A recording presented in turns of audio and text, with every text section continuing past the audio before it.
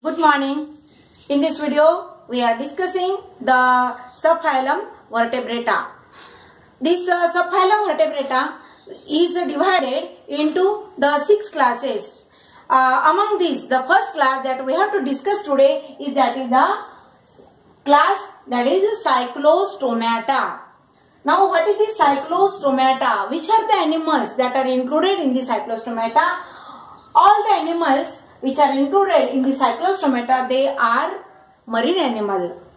These are the marine animal, and these are the jawless, and the mouth is provided with the sucker. We had already studied the animals which show the presence of a jaws. They are called as the agnatha, and without the jaws they are called as the gnathostomata. Okay, so here the animals which are included in the Cyclostomata, these are the jawless and mouth is provided with the sucker.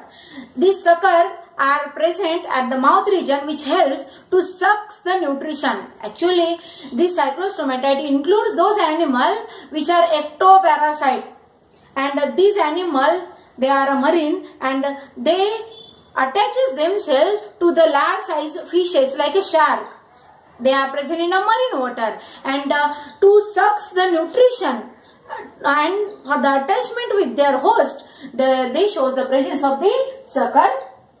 Soft skin without scale. We can see in the slide that is of Petromyzon. Here,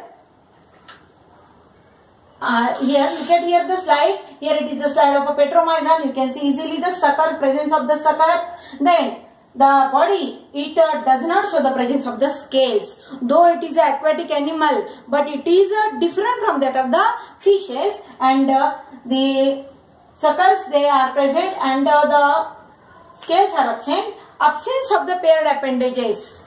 We know that in case of the fishes, the paired appendages, that is fins, are present, which helps for the swimming in the water. Such a type of paired appendages, they are absent in these cyclostomes. Then cartilaginous endoskeleton. In the previous video, I had told you about the cartilage or the skeleton, endoskeleton. It may be cartilaginous or it may be bony. In some vertebrates, it may be bony or it may be cartilaginous. So here, in case of the cyclostome, that is a Petromyzon, the endoskeleton, it is a cartilaginous. Then they are ectoparasite. As I had already told you that these are the parasitic animal. They are ectoparasite, means they absorb the nutrition from outside by attaching themselves to the host, so that they are included in the ectoparasite. The example is that is Petromyzon and Myxine. Picture that is given in our textbook, that is a Petromyzon. Look at here, a beautiful picture is given. Though it seems to that of the fish or a snake-like animal, but it is not. It is a cyclostome. It is different from this animal. Suckers are present. Body does not show the presence of the scales, and it is a ectoparasite. The next class that we have to discuss, that is the Pisces or the fishes. Pisces or fishes. These are the cold-blooded aquatic animal. Now, what is the meaning of a cold-blooded animal? Those animals whose body temperature does not change with the atmospheric temperature, they are called as the cold-blooded animal. Then you can easily understand human being is what type of animal? Whether our body temperature, it changes with the atmosphere? Yes. What is our body temperature? Normal body temperature is, that is 36 degree Fahrenheit. Sorry, 36 degree Celsius or 98.6 degree Fahrenheit. And though the temperature of atmosphere, it rises to up to 40, our body temperature, it remains as it is. And such an animal, they are called as a warm-blooded animal. Human being is a warm-blooded animal. Then the fishes, they are the cold-blooded animal, means their body temperature, it also changes with the atmospheric temperature. Hence, they are called as the cold-blooded animal. They are the aquatic animal, no doubt. They shows the aquatic mode of life. Body is spindle shape, and to minimize the water resistance, you can see in a picture in a fish. Next slide. Here, look at here. Here it is the Scalodon. Body is spindle shape. What is the meaning of spindle shape body? The body is narrow at both the ends. If we observe the fish, the body is narrower. As the body is narrower at both the ends, so that whenever they are swimming in the water, the resistance of water, it is minimized. It is minimized and they can easily swim in the water. They are well adapted to the aquatic mode of life. Paired fins are present. These are the paired fins. Paired fins, they are present and they help for swimming in the water. And one tail fin, it is also present. It is also called as the caudal fin.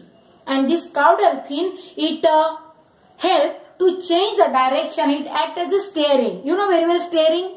In a car, there is a steering is there which helps to change the direction. Okay. In that similar way, this tail fin, whenever the fishes, they are swimming in the water, at that time, the tail fin, it helps to change the direction. So, it acts as a steering.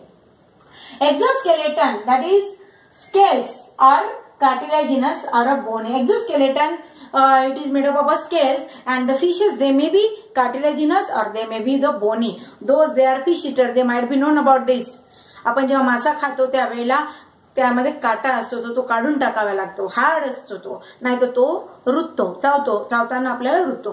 But there are many fishes where the endoskeleton is a cartilaginous, म्हणजे elastic tissue it is a present, so it may be cartilaginous or it may be the bony. And respiration with the help of a gills. In case of the fishes, next slide. In case of the fishes, the gills are present here at this position. The gills, they are present, and gill is nothing but it is an opening. Through this opening, the flow of water enter inside the body of this animal, and from that water, the dissolved oxygen is absorbed. Dissolved oxygen, it is absorbed, and the remaining water, it is again thrown out in a water body. So in this way, the respiration, it takes place in the fishes. Fishes respire with the help of the gills. Okay. Next slide.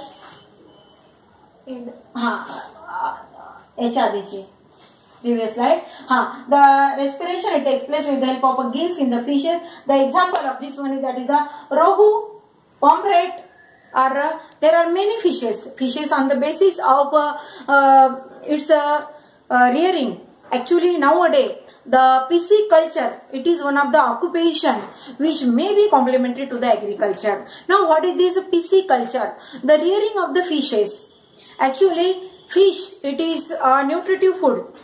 It contains vitamin C, rich source of vitamin C, which is very essential for us. It is also good for our eyes. So that fish is a regular part of a diet of some people.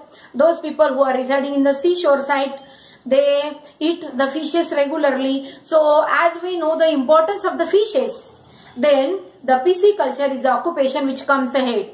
If you in a higher studies, fisheries is one of the separate department. And in that, how the rearing of the fishes, how the different varieties, improved varieties or hybrid varieties of the fishes, they can be obtained. That is, and for your competitive or NEET exam, this is the topic that on which the questions they may be asked.